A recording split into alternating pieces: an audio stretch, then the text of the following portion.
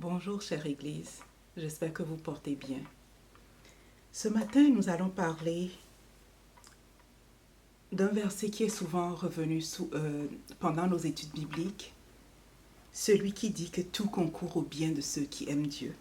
Et j'aimerais commencer par un témoignage, mais avant, prions. Père, nous te confions ce moment. Viens et glorifie ton nom. Seigneur, tu connais les besoins de nos cœurs. Viens, parle-nous, édifie-nous, enseigne-nous, dans le nom de Jésus. Amen. Donc, comme je le disais, je vais commencer par un témoignage. Il y a quelques semaines, je me suis levée le matin et j'avais un plan pour ma journée. Ça faisait plusieurs jours que j'avais déjà pris des congés parce que j'avais mal au dos. Et cette journée-là, je me suis dit, je veux travailler toute ma journée, finir ma journée au bureau parce que je n'ai plus de congés à gaspiller. Et le matin, avant de commencer à travailler, j'ai parti la lessive et je suis allée travailler. À midi, je descends pour sécher ma lessive et je me rends compte que la machine s'est bloquée et qu'il y avait encore de l'eau et que la lessive n'était pas finie. Donc, je fais tout pour essayer de faire fonctionner la machine. La machine ne fonctionne pas. Je remonte et j'appelle un réparateur et ils me disent que juste pour venir, ça allait me coûter au moins 250 $. Donc, je dis, OK, je vais vous rappeler, je raccroche. Et je dis, est-ce que ça vaut la peine, une machine que j'ai déjà utilisée pour plusieurs années, de dépenser 250 pour réparer? Peut-être qu'il vaut mieux en acheter un neuf, mais je savais que j'allais continuer d'essayer de faire fonctionner la machine. Je pensais à ça quand j'ai eu une livraison. Je suis sortie pour prendre ma livraison et qu'est-ce que je vois? J'ai une roue qui est percée. Et la roue était positionnée de façon à ce que je la vois. C'était du côté où je pouvais voir la roue qui était percée. Donc, là, mon problème a changé. Mon problème était maintenant devenu la roue parce que j'avais des courses pour le lendemain. J'ai dû appeler ma patronne pour lui dire, tu sais quoi, je vais prendre le reste de la journée parce que je dois régler un problème. J'appelle le mécanicien, il me dit que je peux venir. J'ai été chanceuse par la grâce de Dieu. Un de mes voisins passait, je lui ai demandé s'il pouvait gonfler le pneu pour que je puisse l'emmener chez le mécanicien. Donc on gonfle le pneu et pendant tout ce temps, l'ennemi essayait de me dire, c'est toi qui sais prier pour les gens, c'est toi qui te mêles des affaires des autres. Et à un moment donné, je me rappelle, je disais, Satan, tu es un menteur. Dieu est bon, il est bon pour moi. Même dans cette situation, il est bon pour moi. J'arrive chez le mécanicien et le mécanicien me dit, écoute, tu ne peux pas rester dans mon lobby à cause de Covid, va marcher dans le quartier. Donc, je vais marcher dans le quartier. Je n'avais pas prévu marcher dehors, donc j'avais froid, je tremblais. Et j'ai vu un magasin de deuxième main de produits de laveuses et sécheuses. Je rentre dedans et la dame m'explique quoi faire pour régler le problème de ma machine. Je retourne chez le mécanicien me dit que 11 $, le problème est réglé. De payer 11 $, qu'il a déjà réglé le problème. Je paye 11 $, je rentre chez moi. Je fais ce que la dame m'a dit dans le magasin de deuxième main et la machine fonctionne. Et là, tout d'un coup, je me suis rendu compte que Dieu a utilisé le pneu qui était percé pour m'emmener trouver la solution à mon problème. Mais ce n'était pas tout. Là, le Seigneur m'a dit, le problème c'était que j'avais des saletés qui bouchaient l'appareil. Et là, le Seigneur m'a rappelé qu'il y a à peu près 2 mois, j'ai été aider une amie et l'amie m'a donné un produit qui débouche les machines. Et à chaque fois que je descendais pour faire la lessive, le Seigneur me disait, utilise le produit. Et je ne faisais pas attention. Donc, bien que Dieu m'ait prévenu, il a donné le produit gratuit pour nettoyer la machine. Je ne l'ai pas écouté. Il m'a demandé plusieurs fois d'écouter. Je ne faisais pas attention. Et même à ça, quand le problème est arrivé, il a trouvé le moyen de me conduire mes pas pour que j'aille vers la solution. Et après avoir vidé la machine, j'ai pu utiliser ce produit-là. J'ai fait 2 tours et aujourd'hui, ma machine fonctionne comme si de rien n'était. Et comme je vous le dis, le Seigneur a utilisé cette situation pour commencer à me parler. Et il m'a dit que, en effet, tout concourt à notre bien. Et ça peut être difficile Ce n'est pas le genre de parole que tu peux dire à quelqu'un qui est en souffrance et qui est en douleur pour un décès ou quoi que ce soit. Ça ne s'applique pas. Mais tout ce que je veux nous dire, bien-aimés, c'est qu'en effet, même si Dieu n'est pas la source d'une situation, Dieu peut intervenir. Comme il a fait dans mon cas, si je l'avais écouté, le problème ne serait pas arrivé. Dieu voulait me préparer pour que ça n'arrive pas. Mais même quand c'est arrivé, Dieu a intervenu pour aider.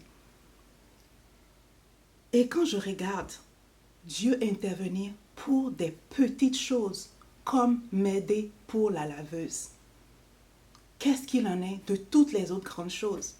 Vous allez peut-être dire, mais voilà, à plus de 40 ans, tu es célibataire. Est-ce que ça, c'est pas plus important que Dieu s'occupe de ça, qu'il ne s'occupe de ta laveuse? Je le sais que mon Dieu s'occupe de ça aussi. Et je sais que pour tout un chacun de nous, nous avons expérimenté ce genre de situation où c'est comme si Dieu s'occupait des petites choses alors qu'on attendait qu'il s'occupe des grandes. Dieu est au contrôle, bien-aimés. Accrochons-nous.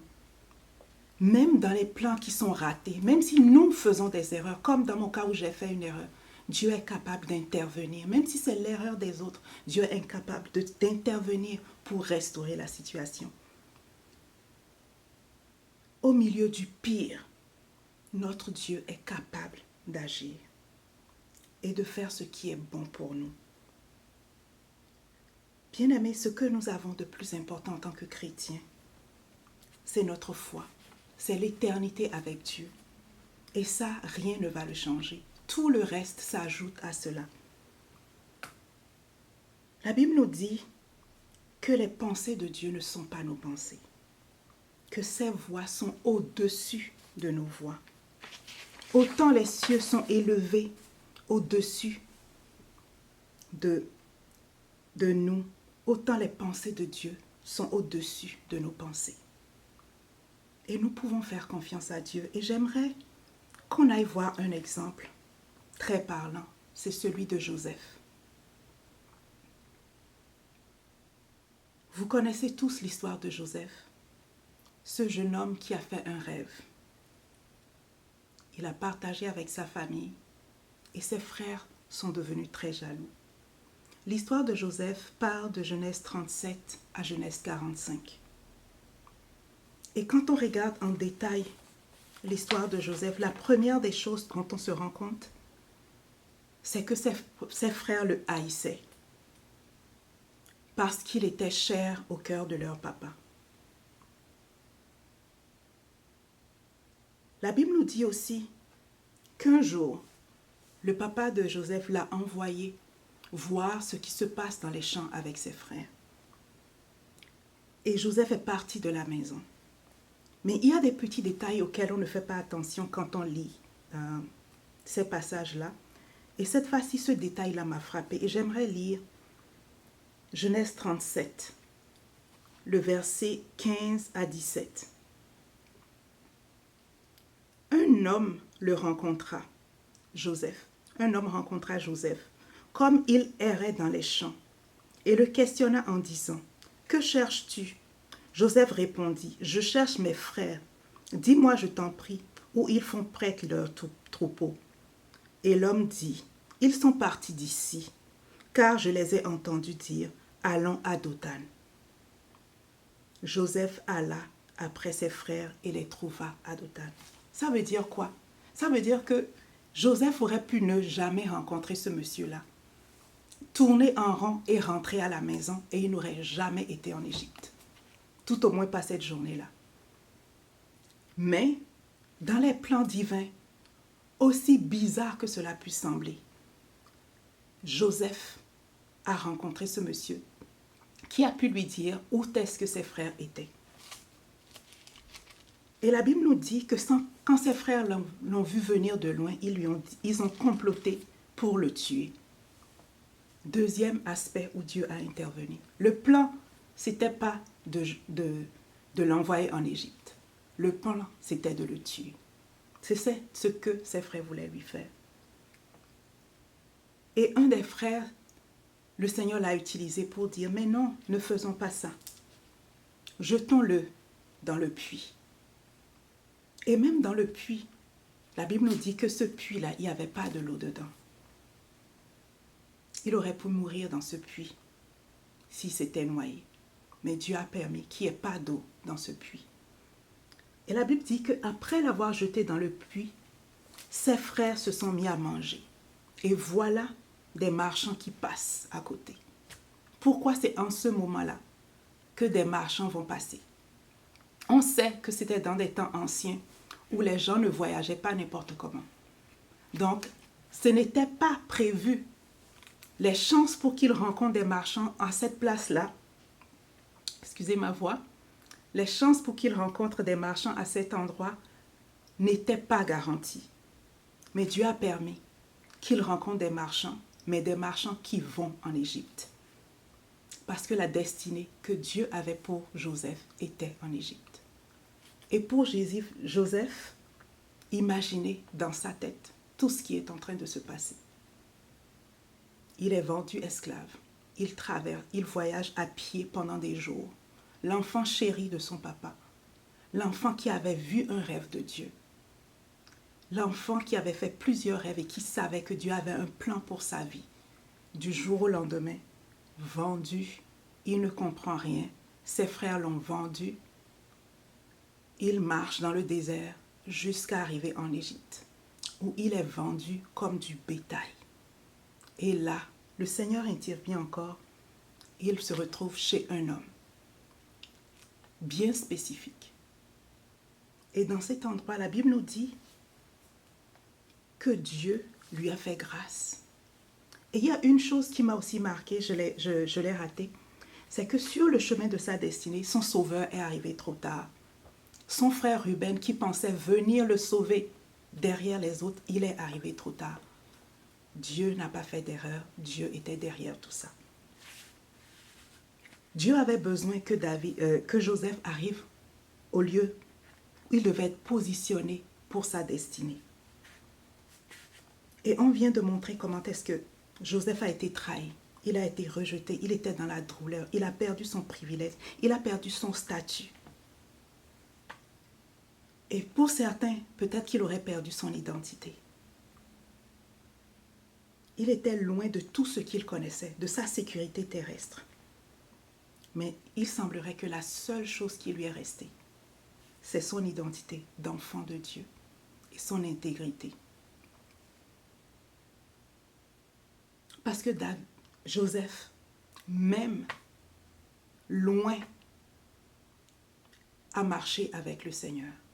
Et la Bible nous le montre. Parce que la Bible nous dit que le Seigneur lui a fait grâce dans la maison de Potiphar. La Bible nous dit qu'il a été béni et que Potiphar lui a fait confiance et lui a donné toute la gestion de sa maison. Et que Potiphar a été béni à cause de lui. Il est devenu leader. Il est rentré dans une position qu'il n'a jamais occupée dans la maison de son père. Dans la maison de son père, il était le petit enfant. Mais Dieu lui a donné l'opportunité chez Potiphar de se développer. Et Dieu l'a béni. Dieu était avec lui. Il n'avait pas encore vu la promesse que ses frères allaient se prosterner devant lui. Mais il voyait que Dieu était avec lui. Et nous savons que quelque temps après ça, je vais quand même lire Genèse 39, le verset 2. L'Éternel fut avec lui et la prospérité l'accompagna. Il habita dans la maison de son maître l'Égyptien. Son maître vit que l'Éternel était avec lui et que l'Éternel faisait prospérer entre ses mains tout ce qu'il entreprenait. Donc nous voyons un témoignage que Dieu était avec lui, même dans cette situation qui pouvait être difficile. Même quand du jour au lendemain, il s'est retrouvé perdu son identité, devenu esclave à la merci des autres. Dieu était avec lui. Mais ça ne s'est pas arrêté là.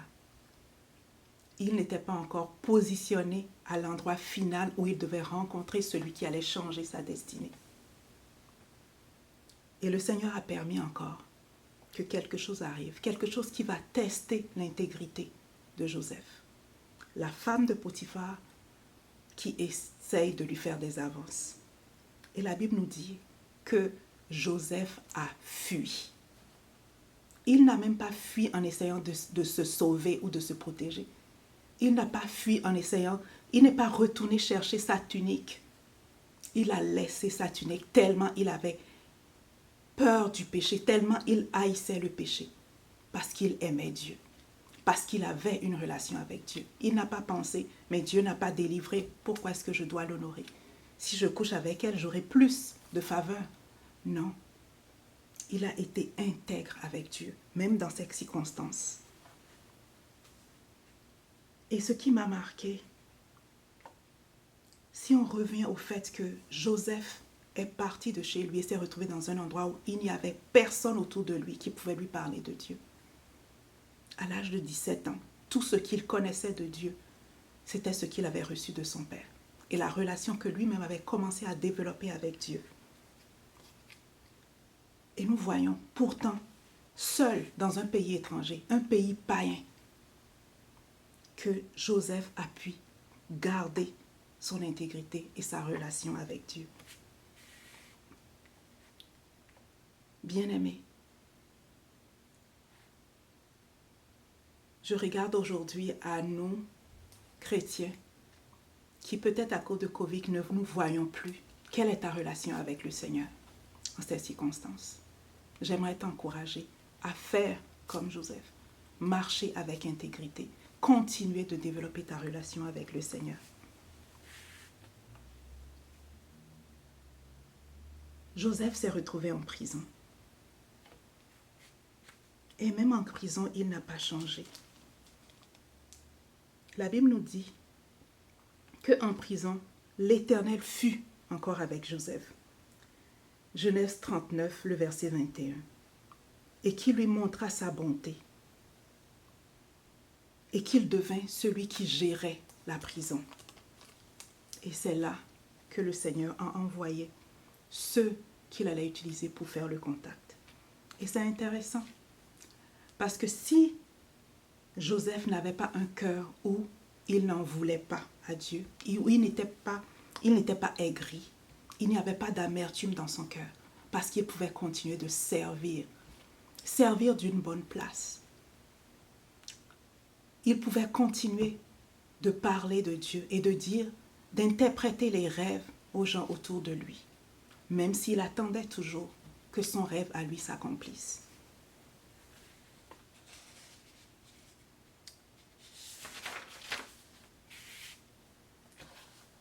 Joseph a fait preuve de foi, d'amour pour Dieu, d'obéissance avec Dieu, d'une relation profonde avec Dieu.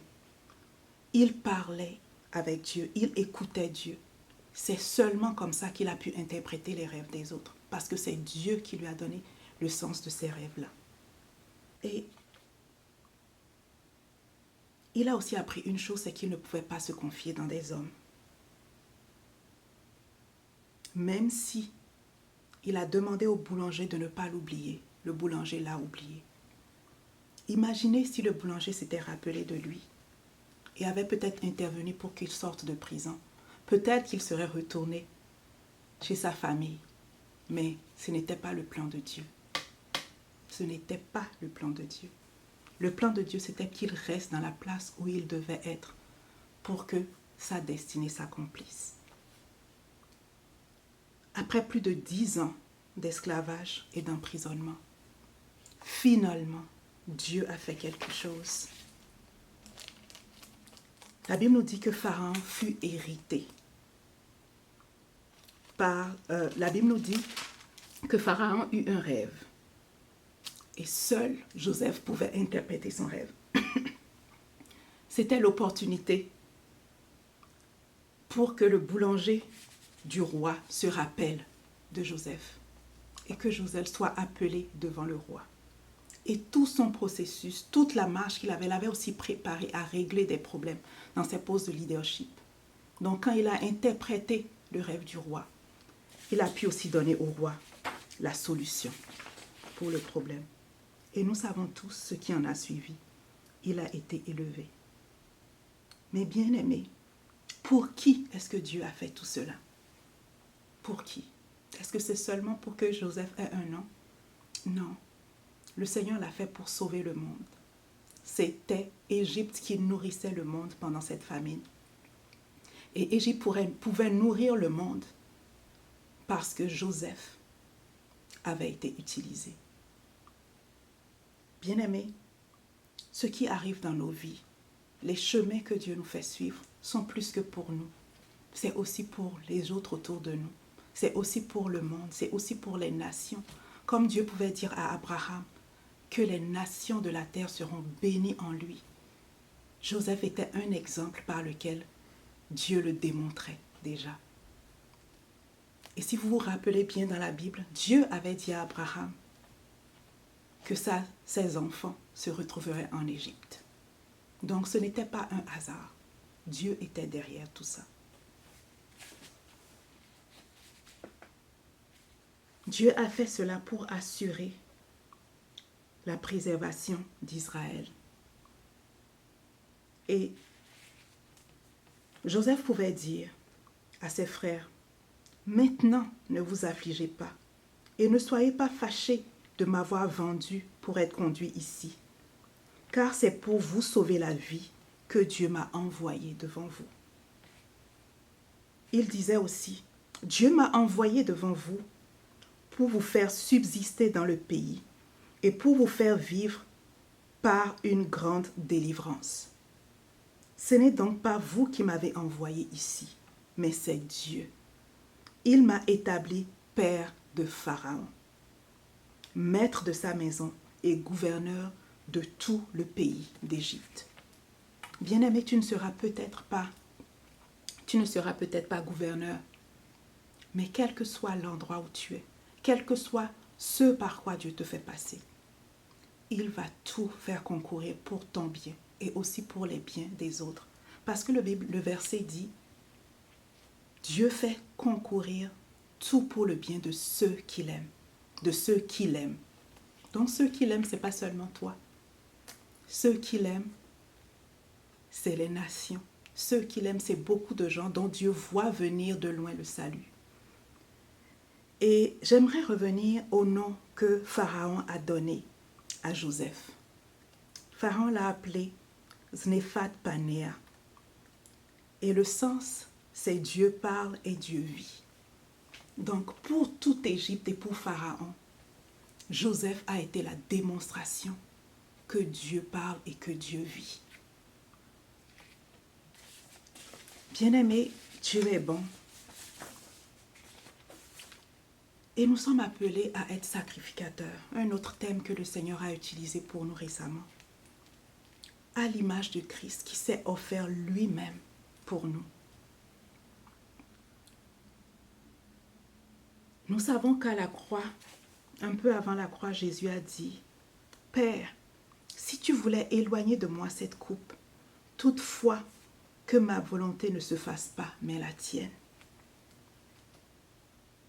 Et Hébreux 5, le verset 7 à 10 nous dit, « Ainsi, au cours de sa vie sur terre, Jésus, avec de grands cris et des larmes, a présenté des prières et des supplications à celui qui pouvait le sauver de la mort.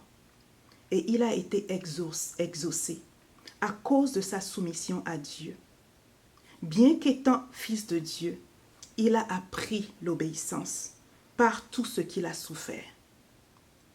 C'est parce qu'il a été ainsi amené à la perfection qu'il est devenu, pour tous ceux qui lui obéissent, auteur d'un salut éternel.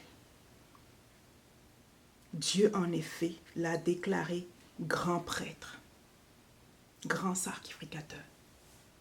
Bien-aimés, nous voyons ici que la souffrance de Jésus lui a appris l'obéissance et l'a emmené à la perfection. Et qu'il l'a fait pour que nous soyons sauvés. Et aujourd'hui, bien-aimés, nous avons le même appel. Wilson nous a rappelé il y a 2 semaines notre appel dans ce monde, l'appel de l'Église, qui est de témoigner Christ.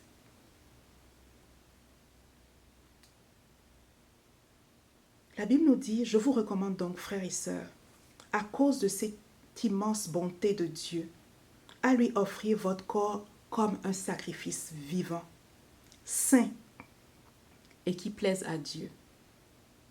Cela sera de votre part un culte raisonnable. Bien-aimés, si nous nous offrons à Dieu comme un sacrifice vivant, nous-mêmes, nos vies, nous allons pouvoir être dans ce monde, cette Église. Nous allons pouvoir être dans ce monde, cette Église qui est essentielle, selon ce que Dieu veut. Dieu m'a interpellée à pouvoir une fois encore lui faire confiance et lui soumettre ma vie. Et il m'a rappelé la parole de Marie dans Luc 1, verset 38. Je suis la servante du Seigneur, qu'il me soit fait selon ta parole. Bien-aimé, est-ce que ce matin tu veux encore dire au Seigneur, je suis ton serviteur, je suis ta servante, qu'il me soit fait selon ta volonté. Je m'abandonne en tes mains, convaincu que toute chose concourt à mon bien, au bien de l'Église et au bien de tous ceux qui t'aiment. Soyez bénis, au nom de Jésus. Amen.